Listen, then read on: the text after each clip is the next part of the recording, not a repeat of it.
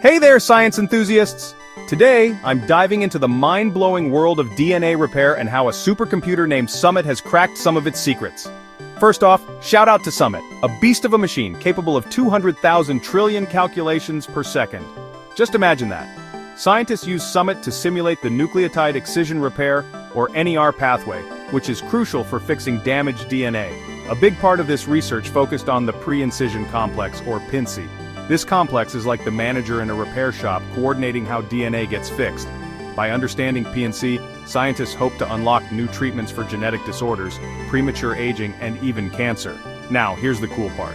Scientists use the nanoscale molecular dynamics software, or NAMD, to simulate the movements of millions of atoms within PINC. Think of it like a super detailed dance rehearsal, where every single move counts. These simulations revealed just how complex PINC really is. We saw how its components move and interact, and crucially, how mutations at the interfaces can mess things up. This is huge because such mutations can lead to diseases like xeroderma pigmentosum, which increases skin cancer risk, and Cockayne syndrome, which causes developmental issues and accelerated aging. What's next? Well, Summit has retired, but the research doesn't stop. Scientists are now using Frontier, the first exascale supercomputer, to study transcription-coupled NER. This process focuses on repairing actively transcribed genes, which is key to keeping our DNA in tip-top shape.